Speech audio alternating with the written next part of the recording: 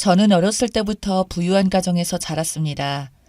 부유한 가정이었지만 부모님은 항상 사람은 돈을 버는 것보다 어디에 쓰느냐가 중요하다고 하셨어요. 그래서인지 부유한 가정이라고 해도 돈을 막 쓰지 않고 어렸을 때부터 저축하는 습관을 가지고 있었습니다. 그리고 중요한 자리에 입을 옷이나 장신구는 항상 인터넷에서 저렴하게 파는 옷들을 즐겨 입었습니다. 성인이 되고 난 뒤 부모님은 저에게 조금의 지원을 해주시기는 했지만 아르바이트를 해서 용돈 벌고 생활을 했어요.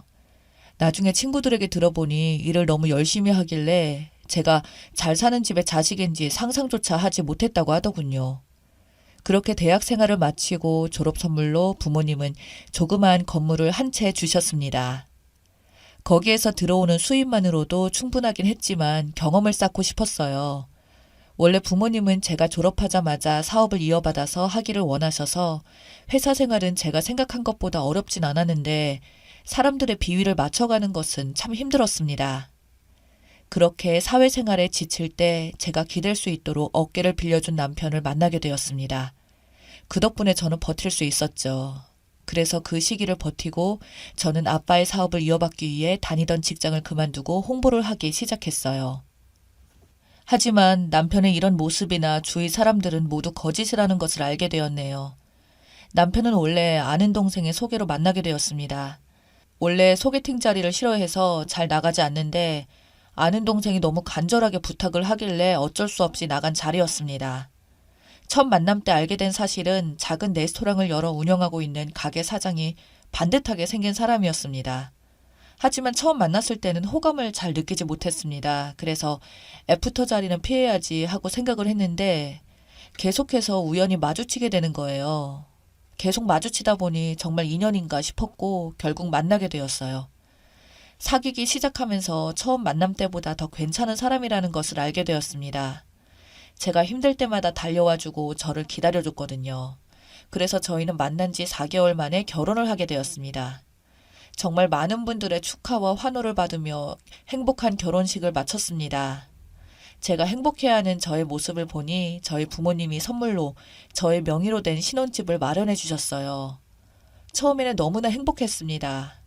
이 사람은 바쁜 와중에도 항상 제 아침밥도 챙겨주고 일하는 중간에도 틈틈이 연락도 하더군요.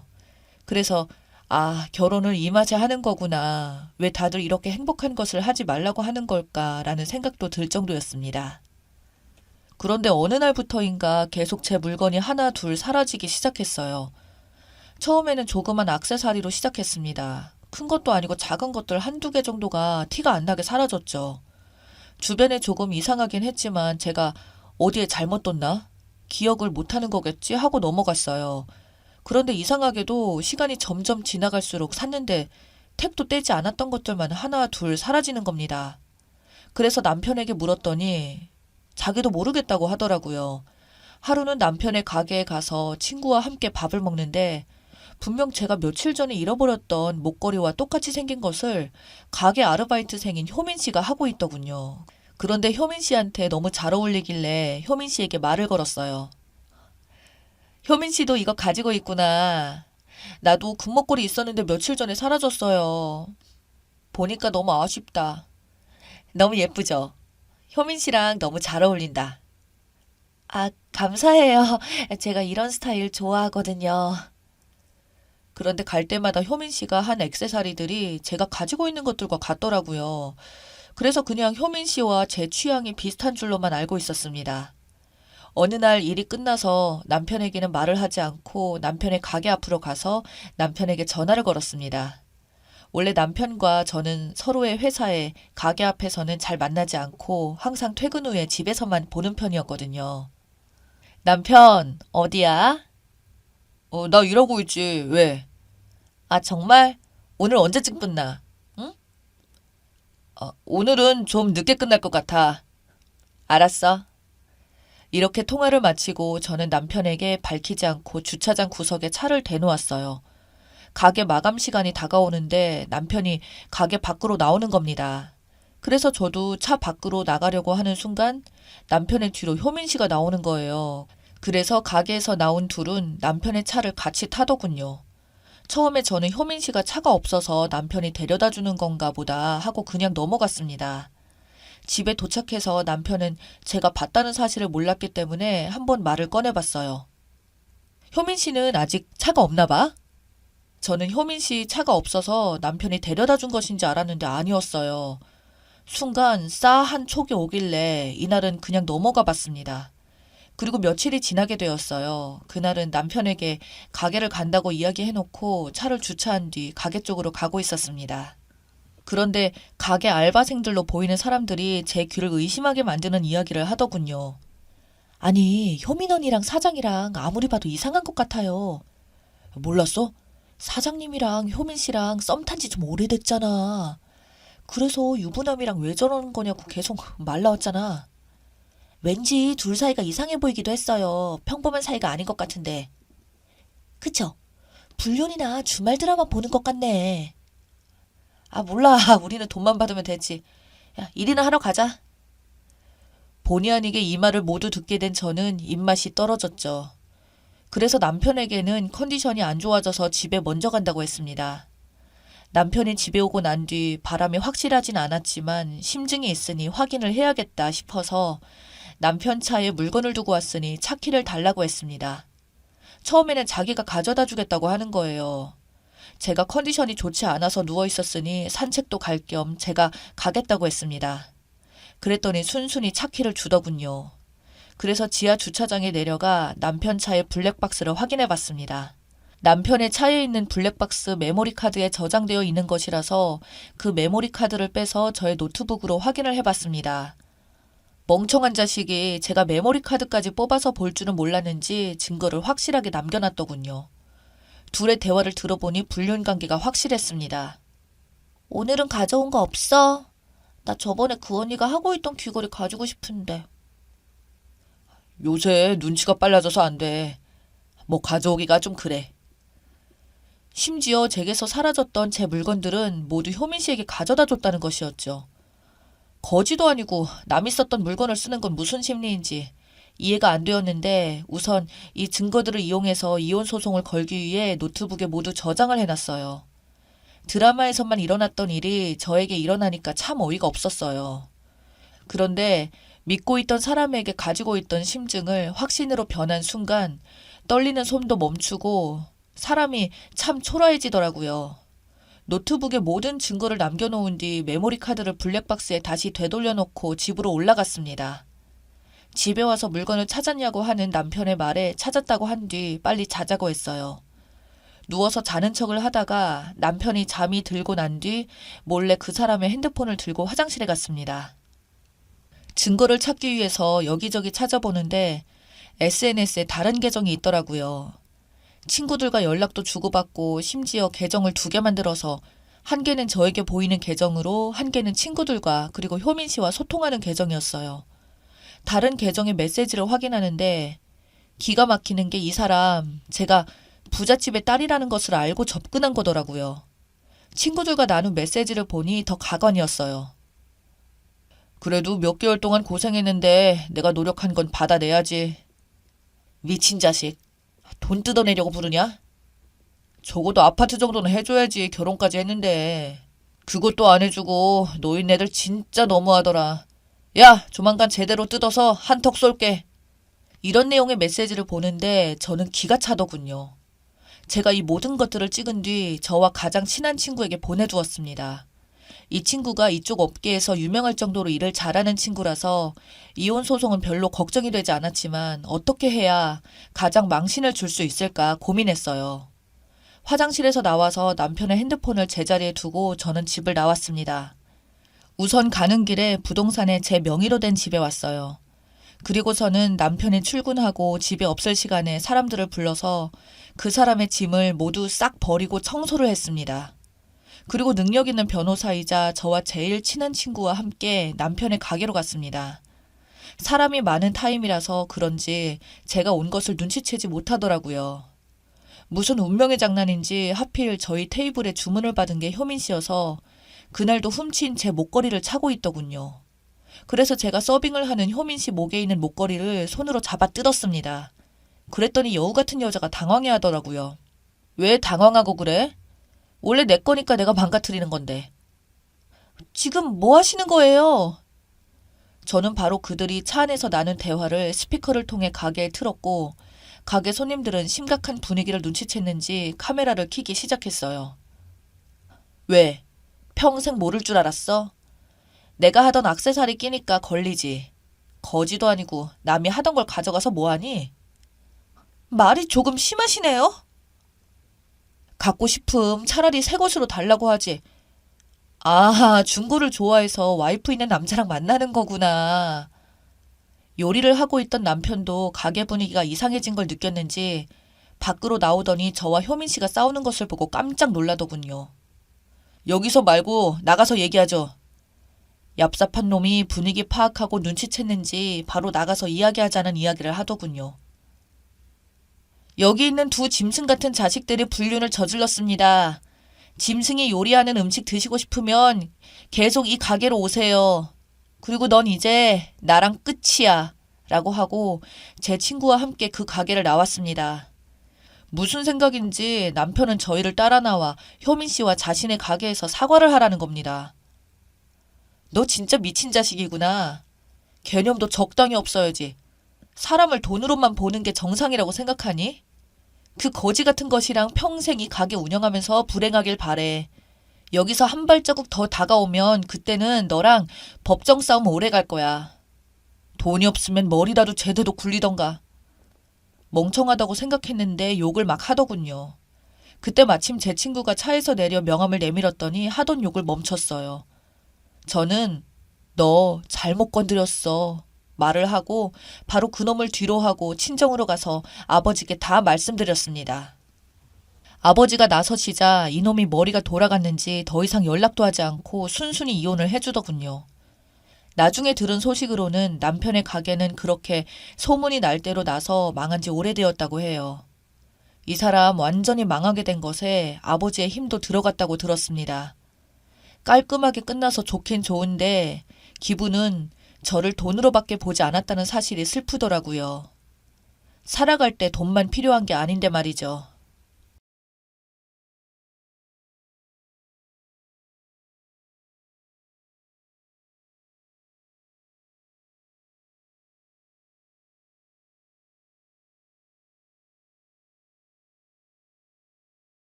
저는 본래 그다지 정의로운 성격도 아니지만 그렇다고 불편한 걸 좋아하고 견디는 성격도 아니에요. 살다가 도저히 이건 못 볼 꼴이다 싶으면 선을 긋기는 하는 편인데요. 딱 저희 동서들 간의 관계가 그래서 참 힘들더라고요. 시어머니와의 관계도 힘든데 거기다가 위아래로 동서들까지 신경 써야 하니 정말 괴로웠어요. 이래서 아들 부잣집에는 시집 가는 거 아니라고 하나 봅니다. 저희 남편은 정말 딸 하나도 없이 아들만 오형제예요. 제가 우스갯소리로 독수리 오형제라고 놀리긴 했지만 시간이 지나면 지날수록 이런 시스템은 정말이지 적응이 안 되더라고요. 저는 이 집에서 셋째 며느리이고 제가 막내 동서이다 보니 위에 있는 손윗 동서들 비위 맞추느라 보통 고생한 게 아니었어요. 두 분 다 얼마나 예민하고 기싸움이 심한지 막내로 들어온 저를 어떻게든 쟁취하려고 엄청 용 쓰시더라고요. 제가 그나마 양쪽에 잘 하려고 하다 보니 조금씩 무뎌지긴 했었어요. 그렇게 막내 자리를 지키고 있을 무렵 이후 넷째, 다섯째 소련님들이 의도치 않게 같은 해에 결혼을 하게 됐어요. 아버님 없이 홀로 살아오신 어머니껜 정말 경사 중의 경사였는데요. 그래서 툭하면 가족들 다 모여서 밥을 먹기도 했고 여행을 가자면서 활발하게 약속을 잡기도 했고요. 저도 동서들이 들어왔으니 성향이 궁금하기도 하고 다소 센 성격이신 손윗 동서들을 생각하니 몇 번은 얼굴 마주보며 서로 파악하는 게 필요하긴 하겠더라고요. 아예 얼굴을 잘 안 보는 집안도 아니고 저희 시댁은 너무 많이 봐서 탈인 집이니까요. 그래서 한번 어머니 댁에서 다들 만났는데 아무래도 상견례 때 한 번씩 보고 결혼식 때도 보고 신혼여행 이후 인사 왔을 때도 보긴 했어요. 그때 제가 느낀 건 넷째 동서는 좀 무뚝뚝하고 말주변도 없는 타입이고 무슨 생각을 하는지 잘 알 수 없는 성격이더라고요. 그에 반해 막내 동서는 엄청 삭삭하고 인사도 잘하고 활발하고 여기저기 붙어서 서글서글하게 구는 타입이라 확실히 어른들이 좋아하실 스타일이었는데요. 나이는 제일 어린데다가 애교도 많고 낯도 가리지 않으니 분위기를 편하게 해주더라고요. 그래도 얼핏 보면 넷째 동서도 성격이 나쁜 사람 같진 않은데 막내와 달리 잘 어울리지 못하니 그게 좀 안타깝긴 했죠. 왠지 처음 시집 왔을 때 손윗 동서들이 어려웠고 시어머니와 며느리 관계 같은 것도 잘 몰라서 헤매기만 하던 제 모습이 떠오르더라고요. 저런 타입이 처음에 마음을 잘 먹지 않으면 계속 겉돌고 힘들어질 텐데 싶어서 약간은 마음이 갔어요. 그런데 역시나 제 예상대로 상황이 흘러가더라고요. 저희 손윗 동서들은 눈치가 엄청 빠른 분들이고 본인 입맛에 맞게 빨리빨리 움직이지 않으면 금세 머릿속으로 판단을 내려버리는 분들이에요. 그게 어떤 판단이냐 하면 자기 편으로 삼아서 끌고 갈지 아니면 반대로 남겨서 적대시할지를 결정하는 거죠. 막내 동서는 눈치가 어지간히 빠른 게 아니어서 바로 손윗 동서 두 분에게 착 달라붙어 이런저런 질문도 하고 연락도 하고 벌써 개인톡도 해가면서 관계를 만들어 나가는 것 같더라고요. 이후에 동서들끼리 모여 밥을 먹자고 했는데 일단 한 번만 참석하고 이 다음엔 되도록 미룰 예정으로 나가봤어요. 그런데 이거 막내 동서가 생각보다 성격이 만만치 않더라고요. 여자들끼리만 만나서 밥 먹는데도 연신 먹는 것들을 챙겨가며 말을 걸어대는데 소은이 동서분들은 본인들을 깍듯하게 챙기는 막내 동서가 엄청나게 마음에 든 눈치였지만 하긴 저에게도 여간 친근하게 대하는 게 아니다 보니 싫진 않더라고요. 이것 좀 드셔보세요. 이렇게 드시면 정말 맛있어요. 그런데 어쩜 그렇게 눈가에 주름이 하나도 없으세요? 제가 만약에 40대가 된다면 성님들처럼 나이 들 수 있었으면 소원이 없겠어요. 이런 40대라며 나이 드는 게 뭐가 무섭겠어요. 정말 대단하세요.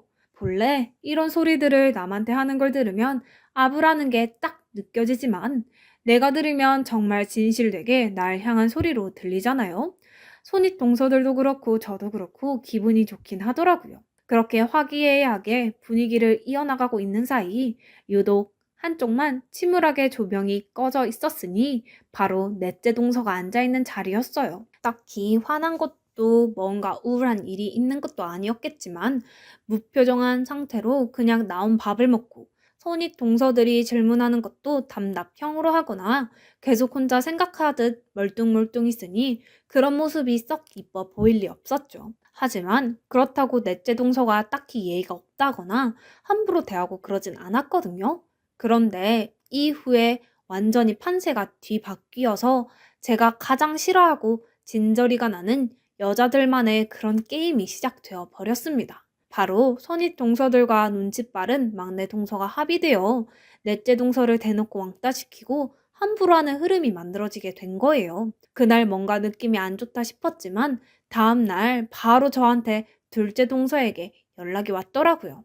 이봐 동서, 아무래도 넷째는 좀 성격이 너무 우울하고 어두워 보이지 않아? 서방님은 왜 저런 애랑 결혼한 건지 이해가 안 가네. 솔직히 우리 형제들 중에서 제일 직업도 좋으신데 말이야. 아, 친정이 좀 잘 산다 그랬나? 아, 그래서 그런지 멀뚱하게서 시키는 말이나 대답하고 앉아있고 완전히 우리 무시하는 거지 뭐야 그게. 그에 비해 막내 동서는 얼마나 수더분하고 착해? 아, 저는 그렇게 부침성 좋고 싹싹한 요즘 20대는 처음 본 것 같아요. 자기도 그렇게 생각하네? 다짜고짜 저렇게 험담부터 하는 모습이 솔직히 좀 한심하면서도 저 역시 막내 동서가 너무 무뚝뚝한 모습이 약간 신경이 쓰이긴 했어요. 일단은 이 흐름에 당장 들어갈 순 없고 그냥 대충 선입 동서들에게 맞장구를 쳐드리면서 지켜보기만 했는데요. 글쎄 생각지도 못했던 막내 동서가 모습을 드러내기 시작하더라고요. 둘이 나이는 동갑인 걸로 알고 있고 같은 해에 결혼했는데 그래서 더 만만하게 보는 것일까요? 셋째 동서를 빼고 기어코 손윗 동서들이 만들어버린 단톡방이 있는데요. 거기서 막내 동서도 저 역시 같은 뜻인 줄 알았는데 어마어마하게 자기 손윗 동서인 넷째 동서에 대한 헌담을 하더라고요. 아무리 더위의 동서들이 힘이 세고 이런 분위기를 만들어 놨다지만 엄연히 막내에게 있어 넷째 동서는 손이 사람이잖아요. 그런데 정말 말하는 거 하나하나가 어이가 없고 무례하게 느껴지더라고요. 형님들, 사실 저도 넷째 형님이 좀 이상하다고 느끼긴 했거든요.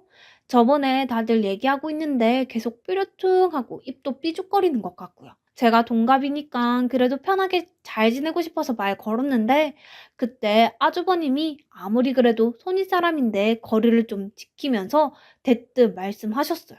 아, 저 그때 너무 무안해서 속상하더라고요. 원래 아주버님이 예를 많이 따지시는 분인가요? 막내 동서가 말하니 상황을 저도 잘 모르긴 하지만 제가 아는 넷째 서방님은 별로 이렇다 저렇다 말이 없으신 분이에요. 그래서 듣고 좀 놀라기도 했고요. 그렇다면 정말 막내 동서가 뭔가 신뢰한 게 아닌가 혼자 생각하고 있었어요. 그런데 글쎄 아주버님 성향도 잘 모르면서 이유 내뱉은 막내 동서의 말은 선을 약간 넘었더라고요. 제가 볼 땐 넷째 형님이 아주버님한테 제 험담을 하신 것 같아요. 제가 말 걸어도 표정이 계속 안 좋고 나중에 집 갈 때 인사하려고 했는데 그때 아주버님이 저보고 뭐라고 하셨거든요. 아, 너무 마음이 안 좋았지만 이런 얘기를 저희 남편한테 하면 형제끼리 다투게 될까 봐 걱정스러워서요. 솔직히 이것만으로 뭐가 어떻다 상상 정도야 하겠지만 확실한 건 아니잖아요. 막내 동서가 어떤 식으로 편하게 넷째 동서에게 말을 꺼내려는지도 정확히 모르겠고요. 그런데 그런 혼담을 했을 거라는 둥 본인 남편에게 말하기 신경 쓰인다면서 여기 손윗 동서들과 저에게 말하는 건 괜찮은 건지 정말 알다가도 모르겠더라고요. 형님들은 그저 자기들한테 싹싹하게 구는 막내 동서 말만 들어줘가며 맞장구를 치는데 진짜 우습지가 않았어요. 속상했을 테니 우리들이 잘해주겠다며 불편한 거 있으면 대신 혼내주겠다고 하는데 거기서 막내 동서는 계속 본인 얘기만 하고 넷째 동서 한탄만 하더라고요. 이런 분위기가 점점 거북해지기 시작했고 한 사람만 빼고 의도적으로 왕따시키는 그 단톡방에 계속 머무르기도 좀 그렇더라고요. 게다가 셋이서 늘 붙어서 맨날 늘어놓는 화제는 정말 한심하기 그지 없었어요. 처음엔 넷째 동서 얘기로 시작해놓고서는 부부싸움 얘기이며 어머니 험담이며 서로 자랑을 했다가 또 누가 너무 자랑하는 것 같으면 은근히 깎아내리기도 하고요. 저는 바쁘다며 단톡방 알림을 꺼놓고 대꾸도 어쩌다 한 번만 했지만 갈수록 이 단톡방이 너무 바보처럼 느껴지더라고요. 게다가 어머니께서 국수를 먹자며 집으로 부르셨던 날 다 같이 모였는데 그날은 넷째 동서가 안쓰러울 지경이었어요. 막내 동서가 아예 대놓고 넷째 동서를 무시하더라고요. 형님, 거기 국그릇 다 갖고 나오세요. 거기 안쪽에 있잖아요. 제 말 뭔지 못 알아들으시겠어요? 아, 우리 형님 손 참 많이 가는 분이네. 이래놓고 또 아주버님한테 일러 바치면 저 서운해요. 옆에서 그릇을 꺼내던 제가 오히려 놀라서 둘을 쳐다볼 지경이었는데 넷째 동서는 굳은 얼굴로 우뚝 서 있기만 하더라고요. 보다가 좀 안 됐다 싶어서 제가 대신 자리를 알려주고 꺼내주긴 했는데 막내 동서는 왜 도와주냐는 표정으로 저를 의아하게 쳐다보더군요. 진짜 이게 보통이 아니네 싶어서 꿋꿋이 그냥 옆에서 챙겨 주었어요.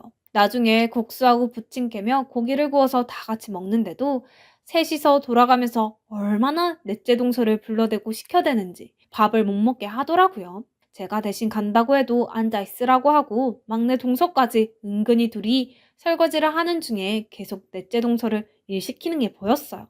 생각할수록 이런 어이없는 왕따 노름이 너무 싫었고 나이들은 허투루 먹은 건가 싶어 다 짜증이 나더라고요. 결국 며칠 지나 저는 최근 맞벌이를 시작해서 바쁘다는 핑계로 넷째 동서만 따돌리고 모여있던 단톡방을 나오게 되었어요. 이후로 명절이 되어 또 모였는데 저 없이도 얼마나 활발하게 그 방에서 영양가 없는 욕이나 하면서 잘 어울려 다녔는지 손윗 동서들과 막내 동서는 아주 돈독한 관계가 되었더라고요. 넷째 동서는 이제 시댁에 오는 게 정말 고문처럼 느껴지겠다 싶을 정도였죠. 현관에 들어서는 순간부터 인사를 제대로 안 한다. 얼굴이 죽상인데 저래서 아주버님이 장가간 맛이 나겠냐? 애는 왜 안 생기냐부터 시작해서 돌아가면서 청문회를 열듯 하더라고요. 안 그래도 여기 올 때마다 힘들어하고 있는데 이날은 진짜 저러다 못 버티겠다 싶어서 집으로 돌아가는 길에 제가 따로 넷째 동서에게 연락했어요. 저희 남편에게도 그리고 넷째 서방님에게도 동의를 구하고 따로 잠깐 차라도 마시자며 서울 올라가는 길 중간에서 만났는데요. 여자들끼리 할 얘기가 있다며 불러서 제가 간단하게 빵과 차를 샀는데 여전히 넷째 동서의 얼굴은 좋지 않더라고요. 일단 제가 보자고 하니 이렇게 보긴 했지만 조금씩 말을 건네면서 이야기 나누다 보니까 넷째 동서도 상당히 할 말이 많았던 것 같아요. 매번 반응도 말도 무엇도 없어서 무슨 생각하는지 몰랐는데 이때 얘기를 나눠보니까 많은 걸 속에 담고 겉으로 표현하지 않았을 뿐이더라고요. 사람이니 당연히 느끼는 바가 있고 그걸 얼마나 티내냐 마냐의 차이였던 것 같아요. 한참 제가 이런저런 얘기를 하다 보니 늦게나마 자기 속을 풀어놓는데 제가 넷째 동서였다면 정말 어떻게 버텼을까 싶어 말이 안 나오더라고요.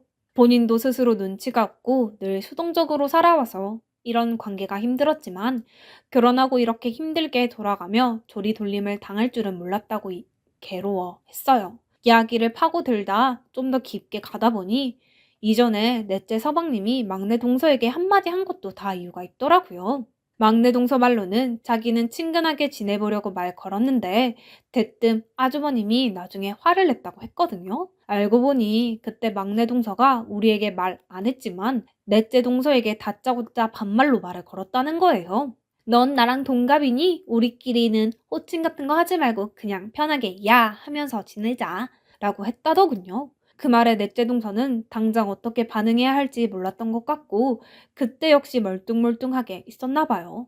하지만 그 말을 옆에서 직접 들은 넷째 서방님은 아무리 생각해도 이건 아닌 것 같아서 집에 가는 길에 막내 동서를 불러세워 한마디 했던 것이고요. 본인이 잘못한 내용은 하나도 하지 않고 쏙 빼놓은 채 아주버님이 자기한테 한 말이 기분이 나쁘다며 그조차도 넷째 동서가 분명히 헌담한 걸 거라고 몰아가는 막내 동서는 진짜 보통 성격이 아니더군요. 결과적으로 이 일로 인해서 넷째 동서는 더 크게 괴롭힘 당하게 되었지만 이게 더 악화될까 싶다 보니 남편에게 말도 못했고 그러다 보니 시댁은 갈수록 가기 싫어지고 무서웠고 왜 안 가려고 하냐는 남편과 싸우게 되어 우울증과 화병에 시달렸다고 합니다. 아마 넷째 서방님도 이 사실을 알면 가만히 있을 성격은 아니니 일이 더 커질 것이고 동서는 그냥 자기 혼자만 참으면 될 거라고 생각해서 그렇게 꾹 참았다는 거예요. 그런 와중에 제가 이렇게 물어봐주고 힘들었겠다고 말해주니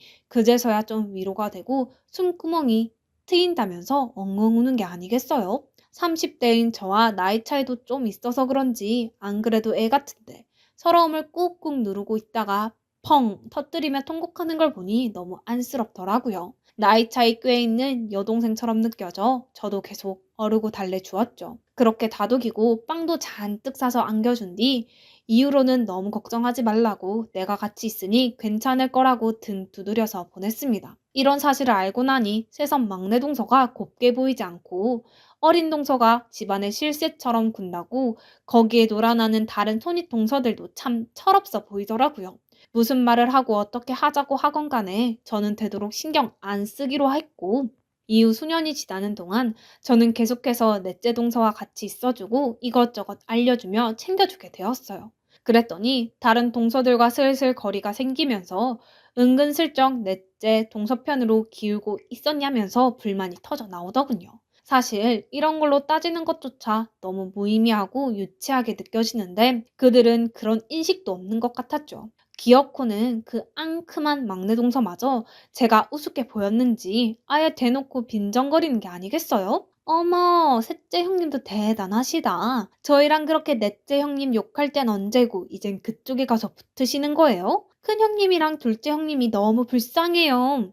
이런 말을 해대는 막내 동서를 보니 왜 넷째 동서가 시댁에 오면 손윗 동서들보다 자기보다 아랫사람인 막내를 그렇게 무서워했는지 알겠더라고요. 아무튼 손윗 동서들은 저보고 정신 차리라며 다 같이 좋게 좋게 지내자고 하더군요. 그런데 그 잘 지내자는 말들도 결국 지들과 똑같이 따돌림이나 해가며 우리끼리 돈독하게 지내자는 건데 저는 그런 흐름에 다시 낄 생각이 없었죠. 막내 동서도 너무 괘씸했고요. 몇 번 다시 사이를 붙여보자고 노력하는 움직임도 있었지만 어느새 그 세 명과 저와 넷째 동서 두 명의 관계로 완전히 팀이 갈라져 버렸어요. 아이들끼리 만나서 놀던 것들, 형제들끼리 만나는 모임도 그렇게 틀어져 버리게 되었고요. 저는 완전히 그 무리에서 배신자가 되었고 어쩌면 넷째 동서보다 더한 미움과 증오를 한 몸에 받게 된 채 무시당하게 되었어요. 저도 사람인지라 분하고 열받고 쫓아가서 싸우고 싶었지만 명절 때만 그럭저럭 잘 피하면 되도록 시댁 모임은 피해보자는 생각으로 견뎠어요. 그리고 도저히 참다 한데요. 남편에게 이런 일을 털어놓게 되었고요. 남편은 듣고 무척 놀랬고 제가 이런저런 이유로 인해 당분간 시댁 모임도 우리끼리 따로 어머니를 찾아뵙겠다 했더니 차마 그러지 말란 말을 못하더군요. 그렇게 저와 넷째 동서도 함께 다니며 그들과 별도로 움직이게 됐어요. 이후 1, 2년이 좀 지났는데 저는 믿을 수 없는 엄청난 빅뉴스를 듣게 되어 한동안 얼떨떨했죠. 앞서 말했던 시댁 일과는 전혀 별개로 제 개인적인 일인데요. 좋기도 하지만 금심도 그만큼 커지는 뉴스였답니다. 내용인즉슨 여러 가지 사정이 있어 청약을 걸어두었던 곳이 있었어요. 그러던 와중에 그렇게 기다리고 기다렸던 이름만 들어도 기분이 좋아지는 브랜드 아파트 당첨이 된 것입니다. 하지만 왜 좋은 일은 늘 애매하게 걸쳐서 오는 건지 딱 이때가 아니라 좀 더 빠른 시기에 소식이 있었다면 대출받아 들어가는 것도 어렵지 않았을 텐데 말이에요. 남편의 사업은 1년 전부터 꽤 위기였는데 갈수록 내리막길을 치며 결국 빚도 너무 많이 물게 되었고 더 이상 다른 곳에 대출을 얻을 수가 없는 상황이었죠. 애들 키우면서 그 브랜드 아파트의 평수나 환경, 주변 입지들을 생각하면 이렇게 힘든 저희에게 있어서 너무나도 담비 같은 환경이 되어줄 것이었는데 눈앞에 떡을 보고도 먹을 수 없는 지경이 되어버린 겁니다. 처음엔 좋은 소식이라고 생각했는데 뒤로 갈수록 차라리 안 되는 게 낫겠다. 이건 생고문도 아니고 오히려 힘든 우리의 요즘 사정을 더 각인시키는 것처럼 느껴져 괴로워지더라고요. 어디 돈을 빌려볼까 생각했지만 시댁이나 친정이나 썩 상황도 안 좋고 가뜩이나 시댁은 형제들끼리 사이가 나빠져 있는지라 이런 말들을 쉽게 꺼낼 수도 없었어요. 사실 좋았다고 해도 어디 말을 꺼내지는 않았겠지만요.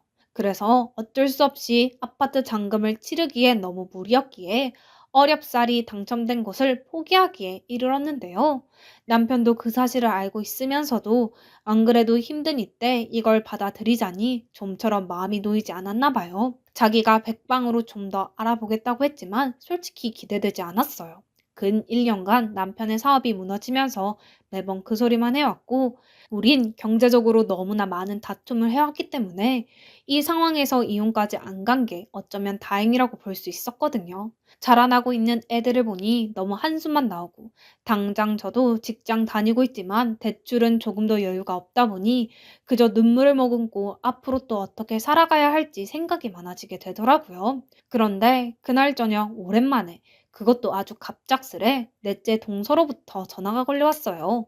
사실 전화 받을 기분이 아니었지만 그래도 평소 자주 연락하지 않는 편이니 어쩔 수 없이 받게 되었는데요.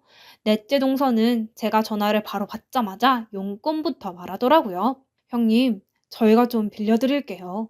이자 같은 건 생각하지 않으셔도 돼요. 평소에 그 딱딱 떨어지는 무뚝뚝한 톤으로 말하는데 내용이 너무 갑작스럽게 돈이었고 아무 말도 할 수가 없었어요. 무슨 돈을 어디서 무슨 얘기를 듣고서 저러는지 잠깐 이해가 안 돼요. 할 말을 고르고 있는데 바로 말을 하더라고요. 아주버님이 저희 남편에게 상담하러 오셨더라고요. 대출 어느 정도 필요하신지 들었으니 저희가 돈 마련해서 준비해 드릴게요. 넷째 동서는 정말 숨 쉴 틈도 없이 빠르게 이야기를 이어가더군요. 저도 그제서야 대화에 끼어 말을 꺼냈어요. 아니 동서 잠깐, 그게 무슨 얘기야? 그게 얼마인 줄 알고 동서네가 빌려준다고 하는 거야. 저기 말은 고마운데 나도 마음 같아선 빌리고 싶은데 우리 당분간 아니 10년이 지나도 그 돈 쉽게 못 갚아. 이런 얘기 우리 하지 말자. 일단 말은 정말 고마워. 얼떨떨 하면서도 이런 사정을 다 오픈하게 되니 너무 비참하게 느껴지기도 하고 저한테 상의 없이 가서 이런 집안의 경제적인 이야기를 탈탈 털어버린 남편도 원망스러웠어요. 동서랑 얼른 전화를 끝내고 남편에게 전화해서 난리치려는데 넷째 동서가 바로 말을 끊고 들어왔어요. 형님, 그럼 30년으로 할게요. 그 안에 걸쳐서 여유 되시는 대로 갚아주세요. 물론 큰 돈이긴 하지만 저희는 그 돈 당분간 없다고 죽을 정도는 아니거든요. 저희 걱정은 안 하셔도 돼요. 여기까지 얘기를 듣고 있자니 저는 깊은 한숨을 토해내며 그대로 바닥에 주저앉게 되더군요. 무슨 반응을 하면 좋을지 몰랐어요. 사실 저도 연달아 거절할 수 있을 정도로 쉬운 돈이 아니니까요. 거절할 수도 냉큼 받을 수도 없는 괴로운 상태에서 말똥말똥 벽만 쳐다보고 있는데 다시 넷째 동서가 말을 하더라고요. 형님, 전 진짜 형님께 감사하게 생각해요. 형님 아니었으면 저 신혼 초에 결혼 생활 이어가기 정말 힘들었을 거고 우리 유진이 임신하고 낳고 이런 것도 생각할 수 없었을 거예요. 죽고 싶단 생각까지 들 정도로 그렇게 괴로워했는데 형님이 절 끌어내 주셨잖아요. 결혼은 제 의지로 했지만 결혼 생활 유지하고 지금까지 살아오게 된 건 다 형님 덕이 컸어요. 그러니 그냥 받아주세요. 안 갚으실 분 아니잖아요. 대신 30년이에요. 그것만 지켜주시면 돼요. 이쯤 듣고 있자니 말문이 막혀있던 저는 모든 들숨날숨이 울음으로 바뀌었고 넷째 동서에게 너무 고맙고 미안하고 면목이 서질 않아 어쩔 줄 모르겠더군요. 그런 저를 달래주려는 동서의 모습을 보니 그새 동서 역시 나이를 많이 먹었구나 싶기도 하고 더 이상 어르게 느껴지지 않았어요. 제가 도움을 받게 되는 상황이 될 거란 생각은 해보지 못했는데 인생은 이래서 마지막에 마지막까지 알 수 없는 것 같아요. 저도 일을 하고 있고 남편도 열심히 계속 빚을 갚고 있으니 이후로 계속해서 열심히 갚아나갈 예정이에요. 동서는 이전처럼 아주 가끔씩 연락하고 얼굴을 보자고 하며 돈 때문에 저희 사이가 불편하거나 어색해지는 걸 용납할 수 없다고 하더라고요. 미안한 마음에 제가 자주 연락해도 대답도 잘 안 하고 신세진 기분을 들게 하기 싫다는데 동서의 성의에 그저 고마운 마음만 가득할 뿐입니다. 그리고 앞으로 더욱 열심히 살아야겠다는 다짐을 굳건히 하게 되네요. 여태까지 별것 아니라면 별것 아닌 저의 이야기를 들어주셔서 감사합니다. 저에게 있어선 무척 기억에 남고 마음속 크게 자리 잡은 일이라 이렇게 사연을 보내보게 되었어요. 다들 건강하세요.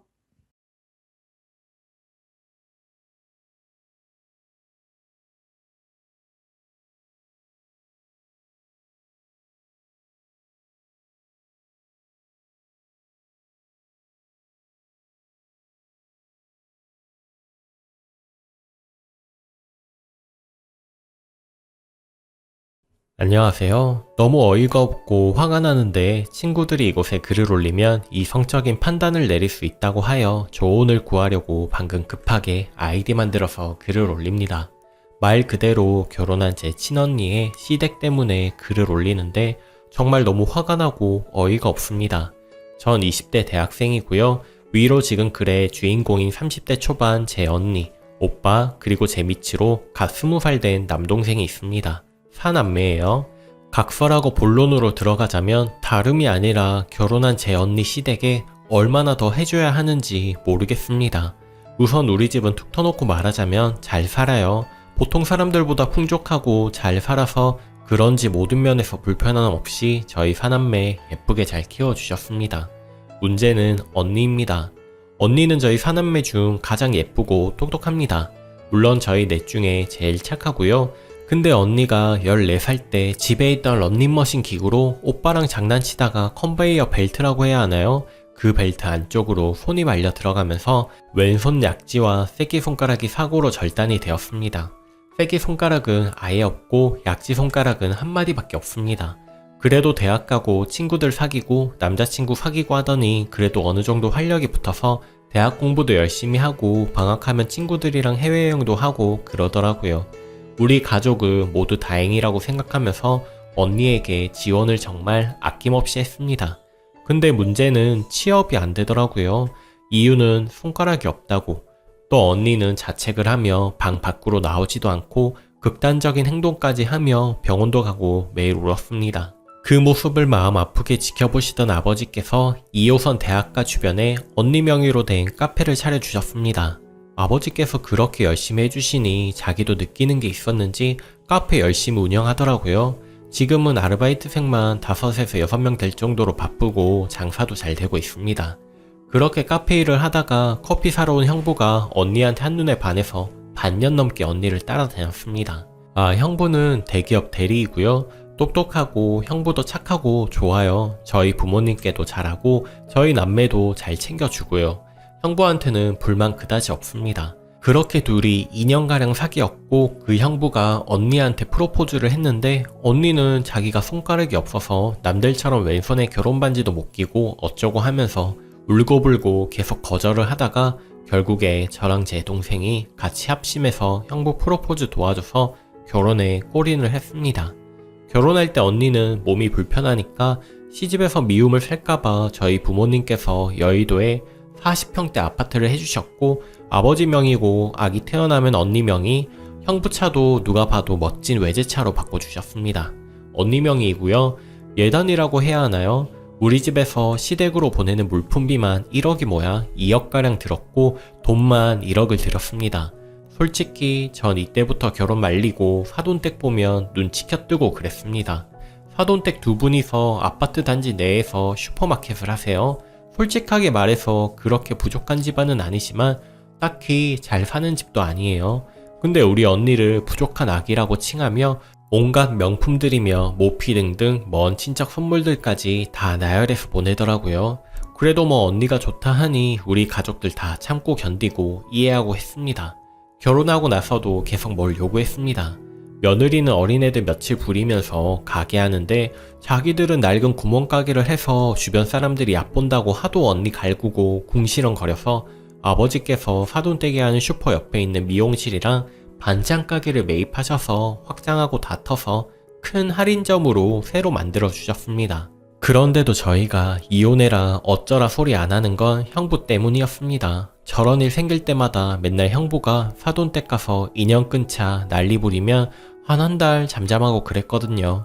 언니한테 가족이랑 연 다 끊고 너랑 나랑 둘이 살자 이러는데 바보 같은 언니는 혈연을 어떻게 끊느냐 이런 식이고 형부가 결혼할 때부터 부모님한테 그랬어요. 자기 이름으로 재산 아무것도 주지 마시라고, 공동 명의도 해주지 마시라고, 자기가 욕심 생기거나 자기 가족이 허튼 생각할 수 있다 뭐 이런 식으로 다 마다하고 명절에도 우리 집 먼저 오고 그랬습니다. 자기네 집보다 우리 집이 더 좋고 행복하다면서 암튼 형부가 매일 언니 사랑해주고 우리한테 자주 연락하고 하니까 이혼하란 말은 안 했죠. 둘이 그렇게 잘 사니까. 근데 어제 일이 터졌습니다. 언니랑 형부가 결혼한 지 3년 정도 됐는데 아직 아기가 안 생겼습니다. 형부 말로는 아직 둘이서만 더 사랑하고 싶고 아빠가 준비가 안 되어 있다 뭐 이랬습니다. 그래서 우리 가족도 그런가 보다 하고 오히려 어머니는 애 생기면 지옥이야 하면서 저희 가르치면서 장난도 치고 그랬죠. 근데 시댁은 그게 아니었나 봐요. 맨날 애 안 들어선다고 언니한테 따로 몰래 전화해서 뭐라고 하고 그랬대요.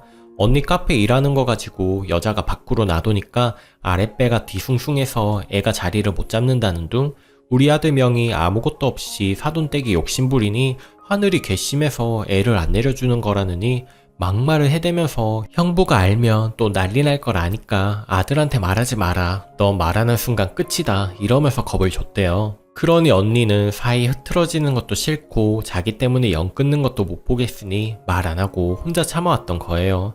근데 어제 언니 시어머니가 언니한테 손가락 없는 바보년 데려다 우리 귀하고 능력 있는 아들이랑 살게 허락해줬더니 애도 못 낳는다며 인연이 속도 장애인인 것 아니냐. 네 어미 닮았으면 달걀 낳듯 낳았어도 이미 여러 명을 낳았어야지. 너는 너희 집 주워온 자식 아니냐 라면서 모욕을 줬다는 겁니다. 그리고는 언니 어제 우리 집에 왔습니다.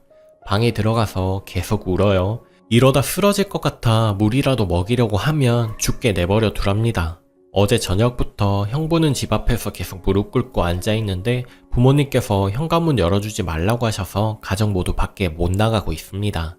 형부는 계속 시댁이랑 연 끊고 둘이 살자, 아니면 우리 부모님 모시면서 본인이 대릴 사위로 들어와 살겠다고 말하면서 온종일 울고불고 지금까지도 마당에 무릎 꿇고 있습니다. 글이 길었네요. 쓰다 보니 끝이 없었네요. 이혼을 시키는 게 맞는 건가요? 아니면 형부 말대로 시댁이랑 인연을 끊으라고 하는 게 맞나요?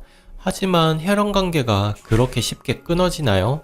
조언 구하고 싶습니다. 사랑하는 제 언니를 제발 도와주세요. 베스트 댓글 이후 후기도 있습니다. 베스트 댓글. 우선 이혼이 가장 확실하긴 한데 순이 언니가 이혼은 안 할 것 같네요. 그럼 이왕 이렇게 된 거 언니랑 언니 시댁에 해줬던 금전적인 모든 것들 가져오시고 앞으로도 경제적으로 절대 도움 주지 마세요. 그럼 언니가 자기 발로 와서 이혼하겠다고 할 겁니다. 지금 저 형부란 작자가 왜 잡는 줄 아세요? 처가댁 금전적인 도움 때문에 저러는 거예요. 진짜 제대로 된 남자였다면 진작 자기네 집이랑 영 끊었습니다. 자기네 집에서 미친놈 마냥 난리를 쳤어요. 그러다 일 터지면 한 번씩 중내 산해하는 거 님 언니가 멍청하고 님 가족들이 언니 흠 있는 거 때문에 용서해주고 금전적 도움을 줘서 저렇게 하는 거예요. 연을 끊어? 끊을 거면 진작 끊었지. 대리사위 같은 소리 하고 있네.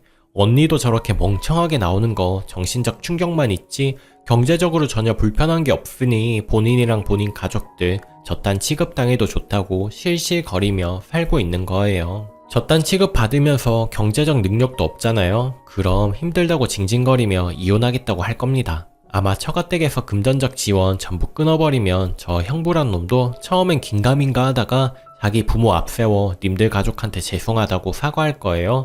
그래도 님 가족들이 용서 안 하고 금전적 도움을 주지 않으면 님 언니 구박을 할 겁니다. 그때 언니한테 말하세요. 지금이라도 이혼하고 다시 돌아온다면 언니는 부모님이 받아준다고. 요즘 세상에 손가락 없는 게 뭐 어때서요? 오히려 돈 없고 염치 없는 게 더 학급인 세상이네요. 후기. 2년 만에 찾아뵙네요. 그동안 많은 일도 있었고 가족들이 마음 추스르고 더욱 단단해지느라 다시 찾아와서 후기를 남기기까지 많은 시간이 걸렸습니다. 이제 와서 무슨 이야기를 더 하나 싶기도 하지만 그래도 여기서 많은 분이 조언해 주셨던 게 도움이 돼서 늦게라도 후기 전해드리는 게 도리인 것 같아 2년 만에 글을 남깁니다. 결국 언니랑 그 인간은 이혼했습니다. 다시 합치고 사돈이랑 영 끊고 대릴사위로 살겠대서 우리 집에서 3개월 좀 더 넘게 살다가 엄마랑 제가 솔직히 외간 남자랑 같이 산다는 게 여간 불편한 게 아니어서 아빠가 집에서 10분 거리 아파트를 언니 명의로 새로 얻어줘서 거기로 이사를 갔습니다. 그러다가 저랑 오빠는 취업해서 따로 집 얻어주셔서 각자 나와 살았고 동생은 집에서 통학하긴 하지만 애도 바빠서 잘 부딪힐 일이 없이 안 보고 살았더니 이렇게 그냥 풀리나 보다 싶었습니다. 근데 그 시어머니가 동네 아줌마들이랑 같이 언니 카페에 찾아와서 아들 잡아먹은 마녀라고 욕을 해대는 바람에 언니는 그렇게 애착을 갖고 일하던 카페를 처분했습니다. 그때도 형부가 엄청나게 미안하다고 사정하고 집에 찾아가서 자기가 죽겠다고 그러는 통에 어찌어찌 마무리가 됐었어요. 그런데 작년 설 지나고 갑자기 형부가 이제 자기 부모님 용서할 때도 되지 않았냐고 언니를 부추겼다고 하네요. 근데 우린 언니가 얘기 안 해서 몰랐고요. 그리고 때마침 언니가 임신해서 그냥 언니도 좋은 게 좋은 거다 하고 우리 가족한테 말 안 하고 조금씩 시댁 식구들 만나고 인사하고 그랬나봐요. 그러다가 추석 때 아무리 전화해도 언니가 잠깐만 거리며 안 오길래 집에 오자마자 엄청나게 추궁을 했더니 결국엔 걸렸습니다. 부모님이 엄청나게 화내셨는데 그때 오빠도 초점이 나가서 제정신이냐고 쓰레기 집안하고 또 엮인다고 언니 보고 미친 거 아니냐고 그랬었는데 그때 형부가 오빠를 때렸습니다. 엄마 그거 보고 너무 놀라시고 아빠가 막아서면서 형부 팔을 잡았는데 어린 놈이 자기 집 욕했다고 엄청나게 욕하고 팔을 막 휘둘러대서 아빠도 넘어지셨습니다. 그러면서 네 딸 임신했는데 이제 당신들이 뭐 어찌할 거냐며 큰 소리를 쳐댔습니다. 그러곤 언니 바로 쓰러져서 응급실 갔더니 애는 괜찮다고 하고 언니가 그제야 이혼하겠다고 하더라고요. 우리는 애 낳고 그 집 주자고 그랬는데 그래도 애는 굳이 제가 키우겠대서 애 낳자마자 이혼 소송하고 정신이 없었네요. 결론적으로는 뭐 폭행을 당한 것도 없고 증거될 만한 게 전혀 없어서 그냥 이혼 서류에 서로 도장 찍고 친권, 양육권 언니가 갖는 거로 억울하지만 그 집 주고 마무리되는구나 싶었습니다. 근데 작년 말 올해 초에 아빠가 세금이랑 뭐 이런 것 때문에 재산 정리라고 해야 하나? 아무튼 그런 거 하시면서 사돈한테 확장공사 시켜줬던 그 마트가 언니 명의로 되어 있다는 걸 알았습니다. 그때 세금이며 뭐 이런저런 문제 때문에 언니 이름으로 했던 것 같다고 하더라고요. 우리 남매들 마음 같아서는 무통보로 부동산에 내놓고 혼내고 싶었는데 부모님께서 신사적으로 해결하자고 해서 이건 우리 소유니 나가던지 앞으로 임대료를 내라고 하니까 말도 안 된다, 시위를 하겠다 뭐 이래서 이건 아직 소송 중입니다. 근데 변호사님들이 100% 다 받을 수 있다고 걱정 마시라고 하기도 했고 법이라곤 1도 모르는 제가 그냥 대충 봐도 너무 확실해서 신경 안 쓰고 있어요. 형부도 하루 걸러 한번 찾아와서 자기 가족 밥줄이라고 울고불고 사정하고 빌고 난리긴 해요. 상황이 이렇게 되니 시모랑 시부가 와서 제발 이것만은 가져가지 말라고 눈물을 보이며 빌기까지 하더라고요. 보고 있으면 안쓰럽긴 한데 저도 못됐는지 쌤통이라는 생각이 먼저 들고 있습니다. 그리고 뭐 어차피 부모님도 그거 돌려받기보다는 그 집 혼내주는 게 더 목적이시라서 뭐 이제 와서 후회해봤자 늦었죠. 진작 잘했어야지. 아무튼 잘 해결된 듯 해요. 언니도 이제 차츰 안정하고 조카랑 둘이서 잘 살고 있고 자기 일도 다시 열심히 시작하는 거 보면 비싸고 긴 인생 수업이었다 생각하는 게 마음 편할 것 같습니다. 여러분들께서 조언 주셨던 게 도움이 많이 됐어요. 요즘 언니는 저 만날 때면 항상 결혼하지 말라고 해요. 여자가 능력이 있거나 집이 잘 살면 무조건 손해본다고 평생 연애만 하던지 그냥 죽을 때까지 사람 고용하거나 좋은 실버타운 들어가서 살지 절대 결혼은 하지 말라고 하네요. 근데 저도 언니 보면서 느낀 게 많아서 그냥 결혼은 생각이 없네요. 아무튼 이제 다시는 올 일이 없을 것 같아요. 많이 걱정해주시고 조언해주셔서 감사했습니다. 베스트 댓글. 전에 글 읽으면서 저 남자가 절대로 좋은 놈 아니고 눈 가리고 아웅하는 거라고 생각을 했는데 딱 맞네요. 지가 말로만 끊는다 어쩌고 저쩌고 하면 자기 부모님 편하게 자기도 편하게 살 줄 아니까 입으로만 뻥긋하고 그쪽 어미아비도 신났다고 난리친 거지 순이 언니는 천하의 바보네요. 제 혼자 신세 망칠 것이지 왜 식구들한테까지 불똥 튀게 만드는지. 그러면서 뭘 순이 보고 결혼하지 말래? 다 자기 같은 바보인 줄 아나? 댓글이 언니 전 남편 돌변하는 거 무섭고요. 미안하다 소리 다 빈말이었네요. 아들 잡아먹은 마녀라고 망신 주고 모욕 준 부모를 쓰레기 집안이라고 한마디에 발끈하고 주먹 휘두르고 힘신했으니 당신들이 뭐 어찌할 거냐니 너무 억울하고 기가 막히는데 그 와중에 재력이 무기인 건 부럽네요. 현실적으로 역시 재력 덕분인지 당한 거에 비하면 마음이 풍요롭달까 긍정적이시네요. 앞으로 몇 번 더 엮일 것 같지만 제발 흔들리지 마세요. 댓글 3. 아, 예전에 봤던 글이라 기억이 나네요. 벌써 시간이 이렇게 흘렀군요. 가족들은 안타깝겠지만 어차피 언니는 상처가 깊어 앞으로 결혼은 안 하실 것 같네요. 그 남자 집안이랑 평생 얽힐 수도 있어서 바보 같다 할 수도 있지만 그동안 사연을 토대로 보면 약간의 우울증도 있으실 것 같은데 그런 언니의 인생에서 아이는 한 가닥 빚이 될 순 있겠네요. 거기다 경제력이 있으시니 아이를 지킨 언니의 선택이 마냥 어리석게만은 보이지 않아요. 이게 내 아이를 낳아보니 저런 선택을 하시는 분들이 조금은 이해가 가더라고요. 물론 더 좋은 사람 만나 그 사람의 아이를 낳는다면 더 좋겠지만 언니분은 그러실 것 같지는 않아 보여서 이런 생각이 들었네요. 앞으로 아이와 함께 평생 행복하시길 바랄게요. 오늘도 낭만캐스터를 시청해주셔서 감사합니다. 여러분의 생각은 어떠신가요? 언제나 사연 듣는 여러분 행복한 일만 가득하시길 바랄게요. 저는 다음 사연으로 다시 만날게요.